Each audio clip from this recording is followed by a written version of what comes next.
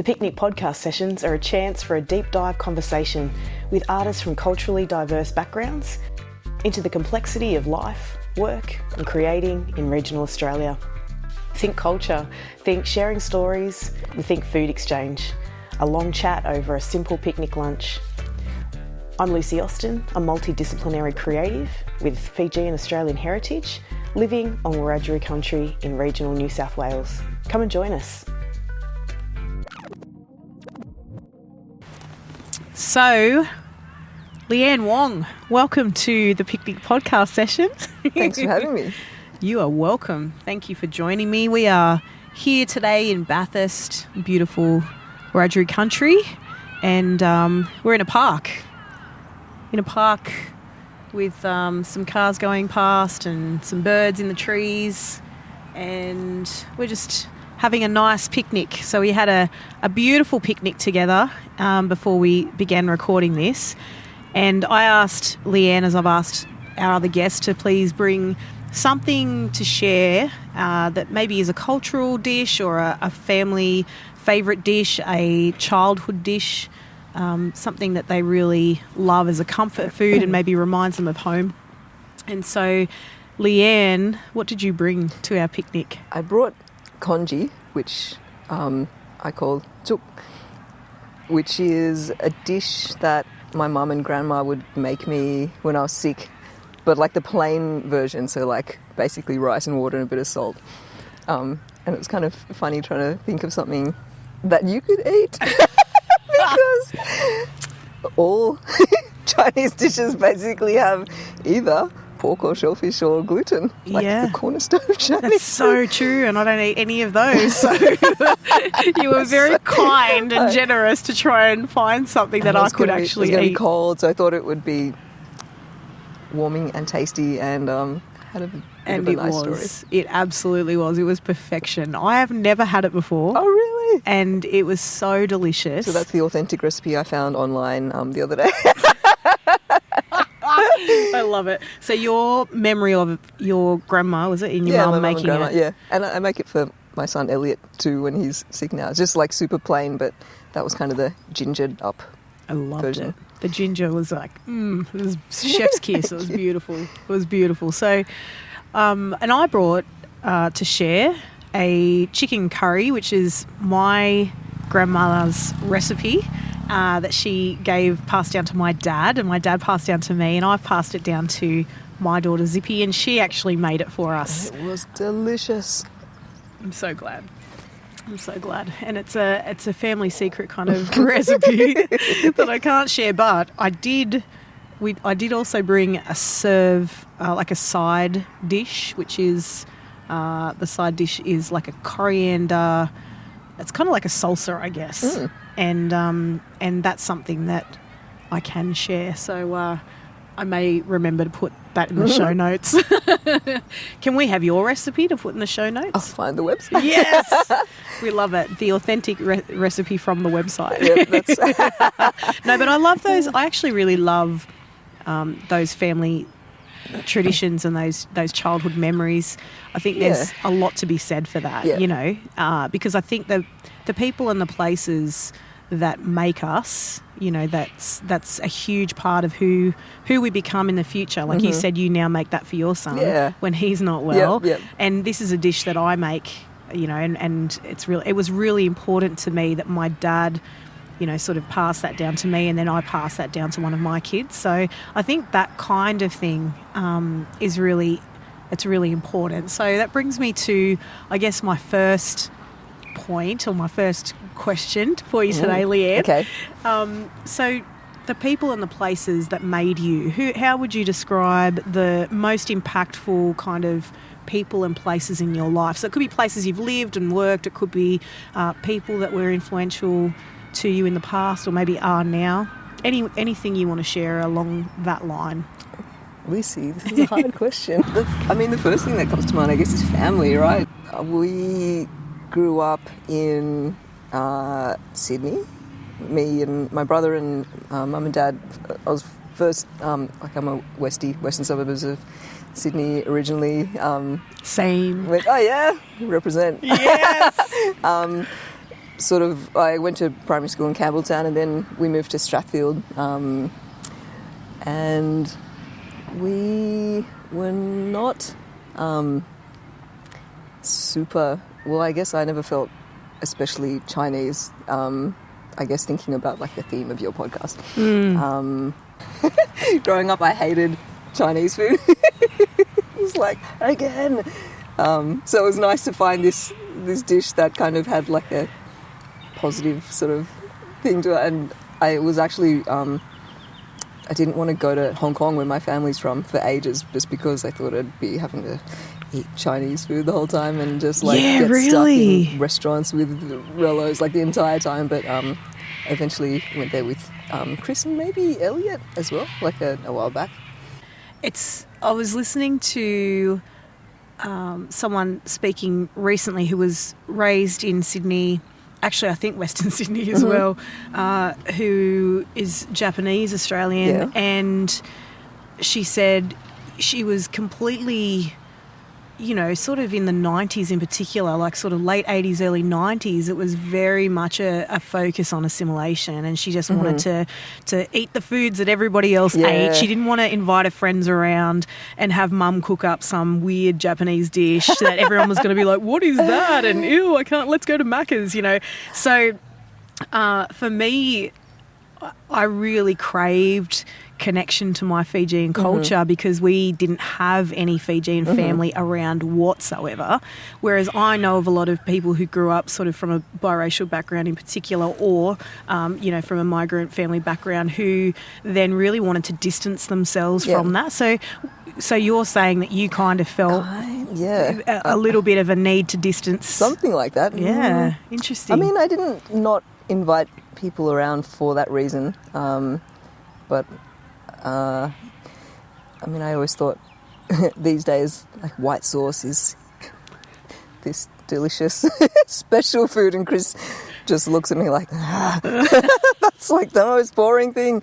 That's so funny. But I don't know, maybe it's just when you're growing up, it's kind of because it's not what you have, or what's not around. Yeah, no, that makes good sense. That makes a lot of sense. And I guess the next thing, I've been thinking about the word picnic, right? So P, people and places, I, identity. So if you... Oh, okay. Yeah, so I've kind of got this little acronym going. So if you... And you kind of touched on it, right? Like a little bit about identity. So do you identify as being Chinese Australian, or do you just identify as being Australian, or as by your work career? Like, what are those key indicators of your identity? I think, I don't know what you call them these days, but back in the day it was ABC, Australian born Chinese. Maybe if I'm describing myself to someone who's never met me, I'll just say short Asian woman with glasses or something. So, like, probably first and foremost I would identify like that, but I always felt like I was not a very good Chinese person. Like, it was my first language, Cantonese, but really, then I went to preschool and promptly unlearnt it. I mean, I can understand it these days, but I can't really speak it, and when I try, my accent is atrocious. And my family all speaks English, so I guess there was kind of no need. Except for my grandma in Hong Kong. So when I try to talk to her, she doesn't speak any English, and that's hard. But that. And when you asked me about doing the podcast first up, how did you put it? Like, you were unsure if I was comfortable being identified as from a non-white background, or something, but as an artist. And I thought it was the artist bit that was. That I identified with less. That was so interesting to me, because I just see you as such an incredible artist, and have long admired your work in multiple fields. I find that from so afar, crazy. But yet you were like, crazy, that's the thing that I identify with least. The thing that I'm like, really, the artist part is the thing that you identify with least. I am an architect, and I feel like I'm more comfortable saying that because I got the piece of paper that says that I studied it and I'm qualified. And then all the music stuff and the art, I don't know, visual art stuff is kind of like on the side, and I don't really know if I know what I'm doing, but I kind of just make it up and roll with it. So I'm flattered, especially because you are like the most amazing artist out there, prolific. And then hearing you talk about being unsure of the stuff that you make, I just find mind-blowing because it's incredible. Wow, isn't it? It's such a levelling thing. I've talked about this before. I don't know if I've said it to you, but I went to Artlands, which is this sort of, artist conference for regional artists. It was put on by Regional Arts Australia, and went there in, I think it was 2023. And at one point at the beginning of the conference, they just asked if you feel like, we sort of had our eyes closed, and it was like, if you are not really sure if you belong in this room today, can you raise your hand? And, my hand just went straight up in the air. I was like 2 hands in the air. I don't know if I should be here. I don't know if what I do is actually should be considered art. That, am I an artist? I don't know. And then it was like, open your eyes, and the entire room had their hands up. Like every single person pretty much in this room had their hands up. And I thought, this is really, and it kept coming up over the course of the rest of that conference. It was like, wow, it's not just me. There are actually a lot of people who really question if they are an artist. And I've been doing kind of more work in that sort of space in the last couple of years, in understanding that really, if you're creating art, you're an artist. And it doesn't have to be professional. It doesn't actually have to be commercial. It doesn't have to be done for any higher purpose other than you're creating art. I think I overheard you telling Chris that story about the conference, and it gave me goosebumps. I guess it resonated. I'm not very good at making time to make art just for myself, because there's just so much stuff going on in life. But if there's a deadline or a commission or something, even though that freaks me out, I can usually work to that. Like just yesterday I was doing artwork for The Safety of Life at Sea. I have a new single coming out soon, Holy Potato. And it usually takes me ages to do, but this one, I guess in my head I was just like, it's just a single. I don't think it's even going to exist in physical media. It's just like a tiny little box on a screen when you play the song, so that doesn't have to be the world's greatest artwork. So, but you filmed it. I filmed it, I did a little time lapse. It was so fun. Like, I watched it and I was like, this is great. And you said something about, I hope this isn't too sacrilegious. But it's like a potato positioned in front of a stained glass window. And I was like, that kind of concept, for me, look, you are an artist when you're creating things like that. My goodness. And the way that you've done other album covers. I remember when you did for Smith and Jones and Kate Smith, I think, as well, when they had their show. I remember you posting that on, social media. And tell me about that. You'd gone out somewhere to get the inspiration for that, a landscape. That was, with its Highway of Lost Hearts, a play about a woman travelling across Australia in a van, and the description of the landscape reminded me of when we went on a family holiday to visit Chris's brother, who lived in Alice Springs at the time, and there were these mud flats nearby which were quite beautiful, like the colour of the earth, the dog running around, so I was kind of using that as inspo. Beautiful. And I think when I look back, I have done I got a bit of a collection of things, which is nice to see. And I try to put them on my Instagram, and I do wonder what I'm doing with that. Like, I guess I'm trying to make it like a portfolio of my visual art and music type stuff, but I don't know. I look at it and wonder what I'm doing sometimes. But we haven't even talked about your music. So, you're a bassist. Do you play anything else? I first learnt piano as a good Chinese girl, which I hated. I don't know if it was because I wasn't allowed to choose, or maybe it was just hard, like the two hands reading two lines of music kind of thing. But it was the perfect grounding for playing anything else. So then when I was in year 5, I think I was allowed to choose my own instrument, so I chose flute because it was shiny. Same. Wait, really? Yeah. Which I enjoyed a lot more, and I kind of did all the A and B grades. And I really loved playing in ensembles. Like, I didn't love concert bands so much because it's all that like Disney stuff. Isn't It's it? not my Yes. thing. But I was also in like orchestra and chamber orchestra Nice. at my school, which I liked a lot more. And then one day I just had enough of being one of 10,000 flute players in concert band. I was like, I'm going to try the exact opposite. How about bass? And then I was at the shop with my dad, and then he's like, oh, you don't know how to play? I was like, no, I'll figure it out. So I kind of, he had his nylon string Yamaha acoustic or classical guitar, like in the cupboard from the strings were 1,000 years old. But so I kind of was trying to learn Green Day power chords from the early days of the internet, and didn't quite sound right. Maybe that's why I ended up at bass, because if it was fully sick wailing guitar with a crunchy distortion, that might have gone a different way. Brilliant. So you're self-taught? Self-taught, yes. And then I guess I've been playing, since like 98 or 99 or something like that. Wow. And then I only had my first lesson a few years ago. And my teacher, he kicked my butt into learning the fretboard because I learned from tab and I was lazy.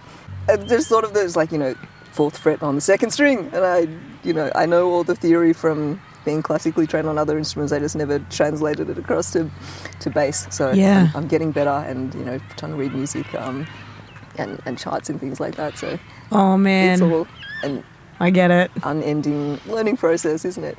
I feel like sometimes that idea that we're not professionally trained or we aren't professionally, doing things all the time. But I look at what you do with Safety of Life at Sea. You guys have played in all kinds of venues. I mean, from have there been any standout venues or any standout gigs for you? The one that first comes to mind, I guess, is in Oberon, the Malachi Gilmore Hall there.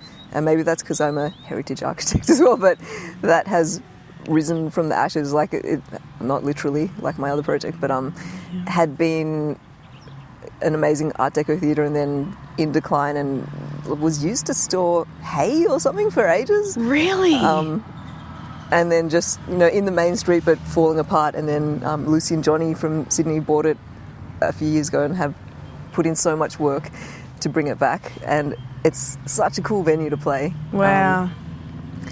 So you played there, that was a couple years ago? Oh, we played there one time a couple of years ago, but also recently, earlier this year.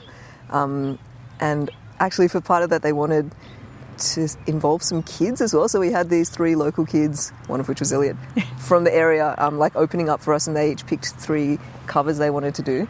And our band was like their backing band, and That's it was cool. So much fun. It was really cool. That's really cool. I love the idea of that.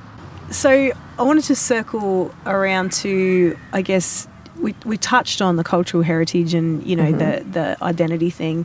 So now that you have a partner and you have a child, you're a mum, how do you feel about raising Elliot with any kind of cultural knowledge and heritage? Is that important?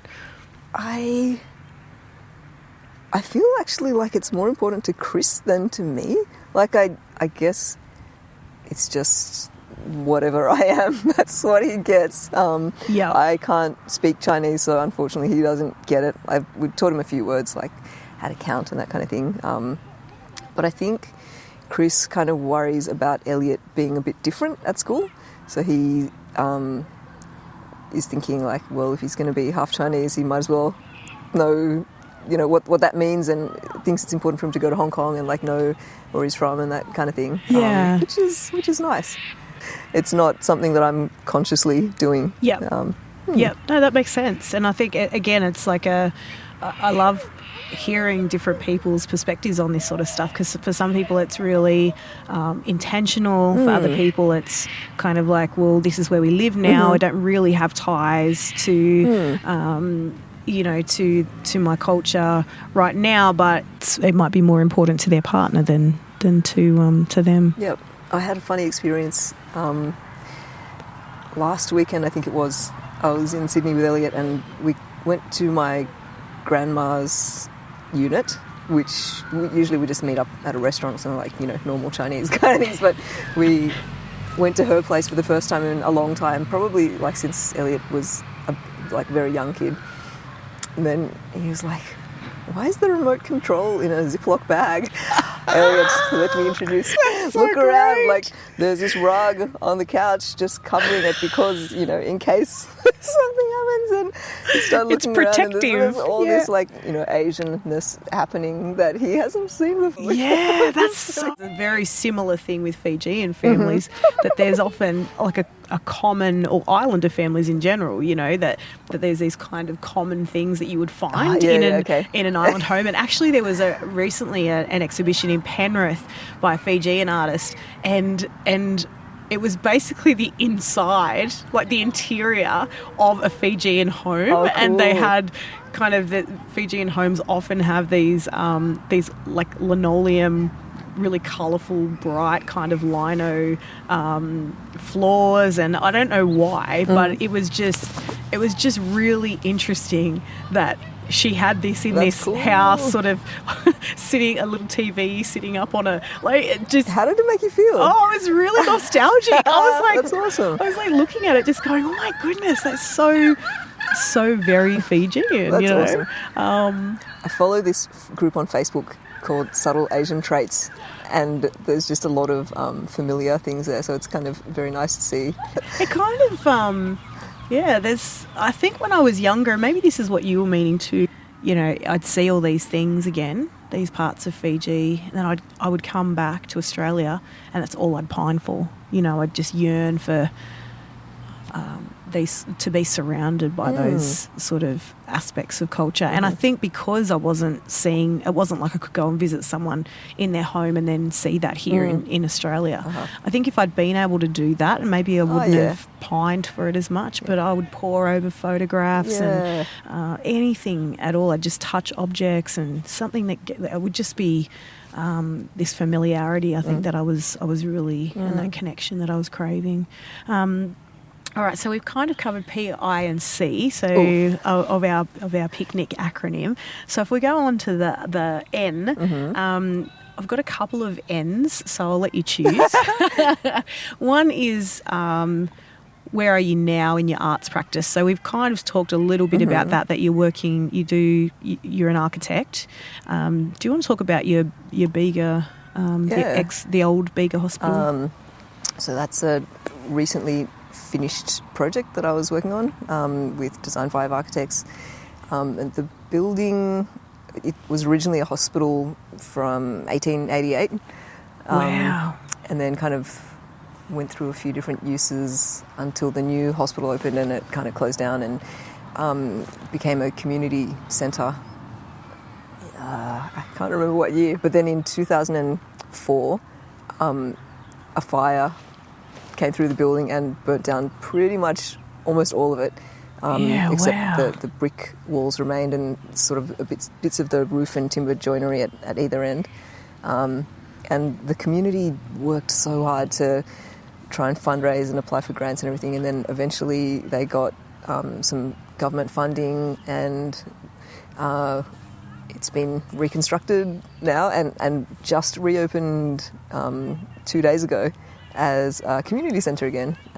Incredible. And it's pretty much all kind of done up, but the central cross-shaped corridor, we left the walls unrendered in there, but you can still see there's sort of chunks of render on the wall, which you can still see the black soot from the fire through. Wow. It's like a pretty amazing centrepiece for the building. It's a real nod to the actual legitimate history. This is something like a tangible... Wow. Actually, everyone was literally touching the fabric of the building, which is really nice to see because that's usually just what architects do. That's amazing. So that's been a huge project that you've been working on? I think it started in 2020 and a bunch of site visits later, and here we are. And you won an award for that? Yeah, so the project won the National Trust, the New South Wales National Trust Heritage Award for built conservation, I think it was, and also the Judge's Choice Award, which is amazing. Amazing. Congratulations. Thank you. It's just incredible. I remember seeing the photos pop up online, and I just... It's pretty amazing before and after. Blown away. I just feel like, I was a small part of a big team. Like, the builders were amazing and all the consultants, and I think the community worked super hard to...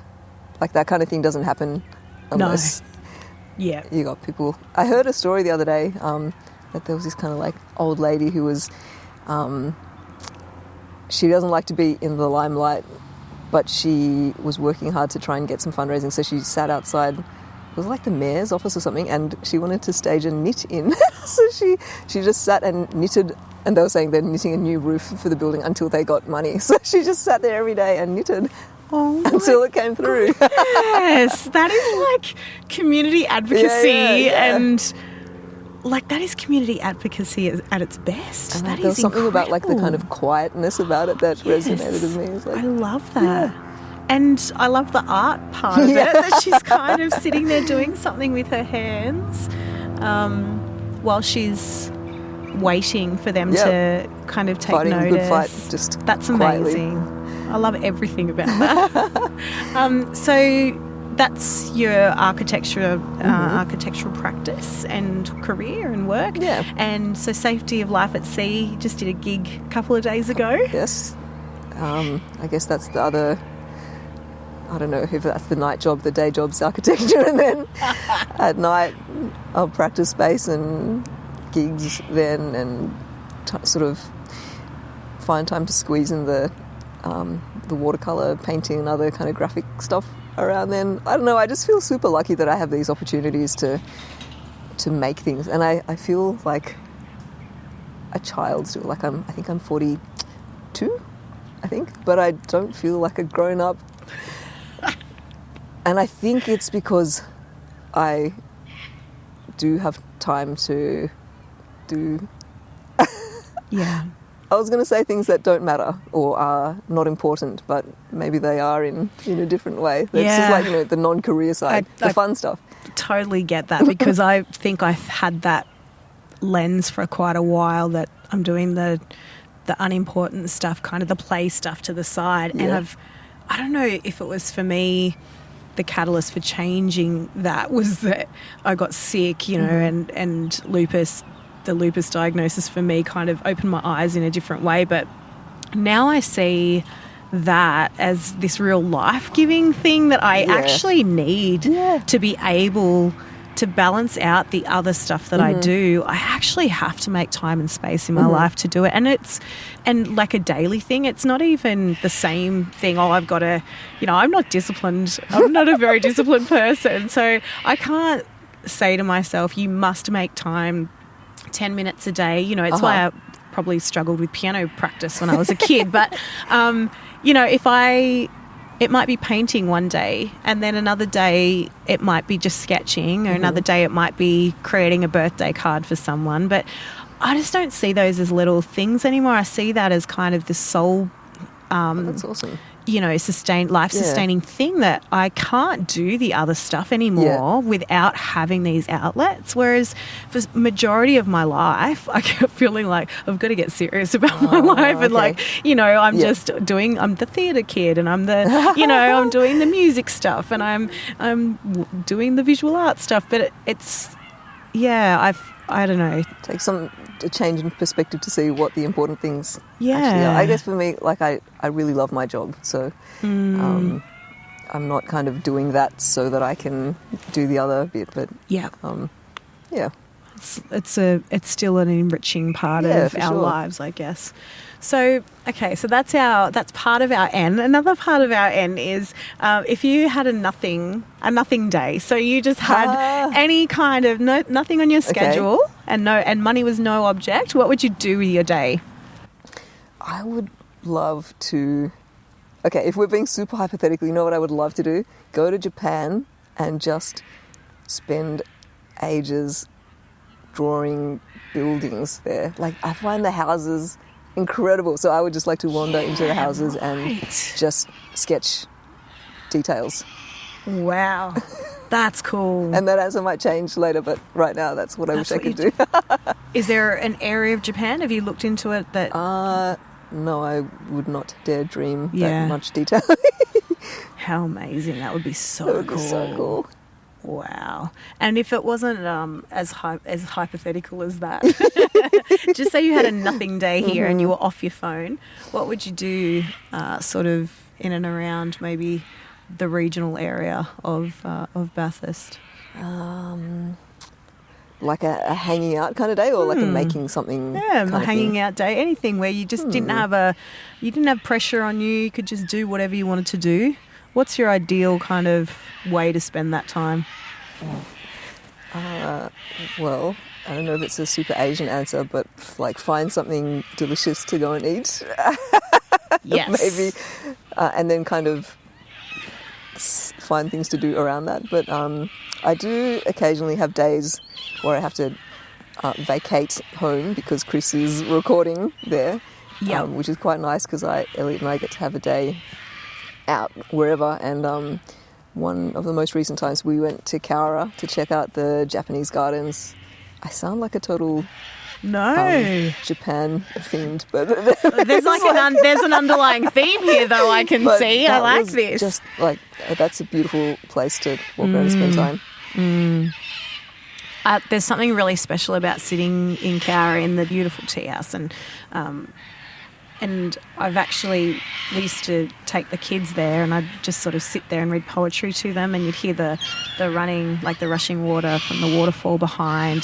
Sometimes we'd take sketchbooks and we'd sketch, and we'd feed the ducks and the koi, and it was just really beautiful. So yeah, no, that hits home. That's probably my nothing day. If I'm in Cowra, my nothing day is just to kind of chill out and probably go and have a nice long walk through the Japanese gardens. For several years, once we moved to Cowra for my birthday, that's all I did on those days. Was like, I need to go there. Get and it. it's just so nice. So that's my day too. My other end question is: do you think of having a true north? Like, what's your true north, the thing that's like kind of your compass that drives you? Do you feel like there's something that is your base ideas or values? That's interesting. I feel like I'm kind of floating through life. I don't know about aimlessly, but I've said before to other people that I feel like I'm this funny combination of smart enough, like pretty smart and pretty dumb, in a way that lets me. I'm actually quite a happy person, and I just get to do fun stuff. What makes you the most inspired? So inspiration, when you think about any kind of level of inspiration, doesn't even have to be in art, but just in your life, is there something that kind of inspires you? I think it would probably be like specific to each of the things that I enjoy doing. So, and I guess you touched a little bit on that before with the album cover for the Highway of Lost Hearts. Lost Hearts, of course. Is that, for that you were drawn to the inspiration of that trip that you took to. So yeah, I think I'm a bit the same. That it depends on what I'm working on, and I reckon also that I am very lucky to be surrounded by so many amazing people, such as yourself. But like just all the friends that we've picked up in Bathurst, and my uni friends and things. Everyone is doing such amazing stuff, and I think just seeing them do that as they go about their normal lives and just incorporate it, that's probably a big inspiration for me. Yeah, I love that. And ditto, like you do the same thing for me. Like I see what you're doing and, you know, or what Chris is doing. And I should give a shout out to Chris, because Chris Schubert, your partner, is just an amazing human. And he actually helped me even, you know, in this podcast. But he produced our album Intertwined that I've spoken about before. And Chris is an amazing artist in his own right. And, you know, again, like he inspired me before I even met him, and I really wanted to work with him because I saw the quality of his work and I thought, man, I'd love to work with him. And then While the World Waits came up as a project, which happened during COVID, and I was just too sick to participate. And he actually called me, and I got off the phone, and I remember telling Brett that, you know, I cried, and I remember saying, I'll never get to work with Chris. You know, this was my one opportunity. I'm too sick, and I was really devastated about it. And Brett said, I'm sure there'll come a time where you can. And like, you know, since then we've collaborated a couple of times, and I feel really grateful, and I relate to that too, that feeling of, man, there's so many amazing people. But like seeing Intertwined was incredible. Like just the scale of everything you did. Again, you know, so many people in the arts community just backed us and contributed in some way to that, and I'll forever be grateful for that level of support. So and I guess that brings me to our very last letter in the acronym of PICNIC, which is C, and there's two places that I want to go with this. So C can be for controversies in the country, because I think sometimes there's some controversial stuff that happens when, particularly thinking about the nature of this podcast, that, you know, sometimes you're maybe the only, for me, maybe the only Fijian Australian artist in a room who's asking for some funding for, you know, to put on something, for instance, in a regional area that is not, doesn't have a high level of, you know, of representation, of culturally diverse voices. Is that something that you've noticed? So that's the first part of C, is kind of Are there any controversies that you've found in living in the country area? But also celebrations. Are there things that are worthy of celebration? You know, that sense of community, I think, is that we've talked about. You know, it doesn't matter which background you're from. Everyone's in the room together and they're celebrating you and they're supporting you. That's been my experience to a great extent in Cowra. Has that been your experience too? I guess so, but like culturally, I don't know, maybe does this contradict my answer to one of your earlier questions, but well, I often joke that I'm the best female Asian bass playing architect in the Central West. I think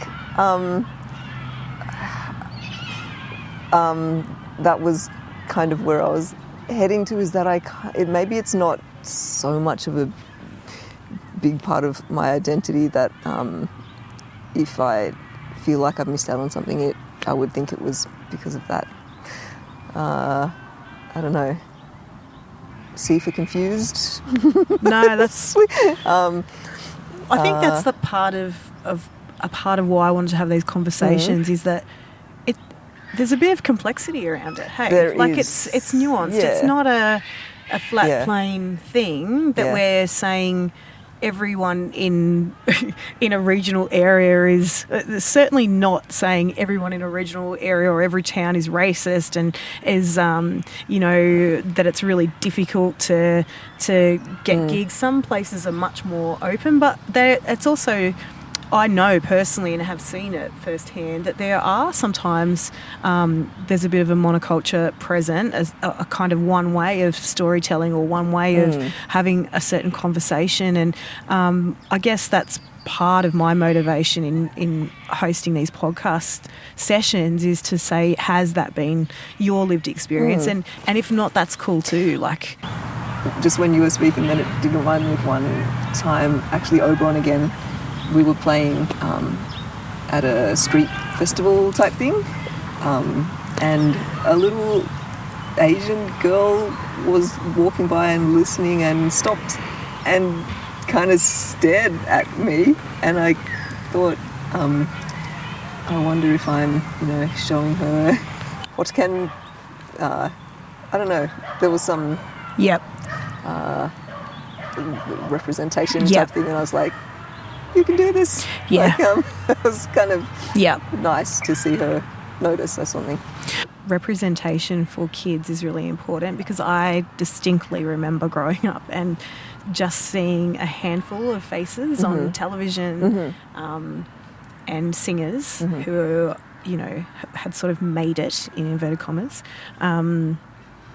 who were people of colour, that I was like, oh, wow, I've seen that now, And as I started going for roles in acting, Summer Bay on Home and Away was I wasn't really the kind of person that they were looking to cast. And so it was very rare to get a role come up. I mean, I think now there's a lot more diverse roles that are appearing on our screens and things. But, back in the early 90s in particular, it was really, really rare. And I would be I'd be in like an audition waiting room with a lot of a lot of people that were not like me at all. Yeah. And one of the first comments that I would often get asked, if I had what they called a go-see back then, where you'd go and, meet a casting agent, then, they would ask me about, like, what kind of foundation can we put on you, because we need to lighten your face. They were literally saying things like that. Wow. So I'll tell you this story, right? Because I hope this is not offensive to anyone, but this is literally what was said to me, okay? So I went for this audition for Miss Saigon back in the 90s when it came to Sydney. And I went to Sydney, I did the big audition, and I was the only non-Asian person there. And I just thought that was really odd. I didn't really know what Miss Saigon was about. And I went home, and my agent had asked me to ring and to let her know how it went, which I did. And I said, it's just really interesting. I was the only non-Asian person there. Is it an Asian role? And she said, oh, Dal, you're the closest thing we had to an Asian. Circa 19, I don't know what it was, maybe 96 or something. I think it was a little bit like that back then. Yeah. So I think, things have definitely changed. But, sometimes the smaller the town, the less, obviously, the less representation, the less culturally diverse, people there. Yeah. So it's an interesting... it can be an interesting and complex thing. Very early, like maybe having been in Bathurst for like less than a year, I was coming out of some shop with Chris, and a girl was talking to Chris, and I kind of hadn't realised. She was like, are you with her? But she's Asian. Like, something, go back to where you came from. And then after a while I was like, oh, she's talking to me. And I just cracked up, because it's just like, wow, no one's ever said that to me before. Wow. I mean, it was a schoolgirl, and I was just like, I guess I mostly felt sorry for her. Yeah, but, totally. And just walked away. But yes, wow. Well, there you go. That's what that's like. That's interesting. You never copped it in Sydney, but you copped it here. Yeah, that's interesting. Okay, Lian Wong, I guess finishing off, is there a single sentence that you would sum yourself up in this little podcast? Is there some way you would sum up your closing thoughts? Once again, I'm totally flattered that you thought to speak to me, and the fact that you think I'm a legit artist is very encouraging, and I'm grateful, and that inspires me to maybe consider that I possibly am and should make some more things. You so are a legit artist, and I have just enjoyed this so very much. Thank you for Thank you spending so much, your Lucy. afternoon It's been with a me and for putting up with all my crazy ideas and quirkiness. But it's been really lovely. And thank you for sharing your beautiful recipe with me. I mean, your dish with me. What was it Likewise. called again? Tuk or congee. Congee or tuk. Is that right? Mm-hmm. It's beautiful and I loved it, and I am going to get the recipe so that I can make it when I'm sick. I want to teach my kids now to make it for me when I'm Amazing. sick. It's really beautiful. So thank you for sharing your Thank you so afternoon with much. me, and all the very best for continued arts practice. Thank you. And you really do. You really inspire me. So thank you. I find that crazy. Thank you so much.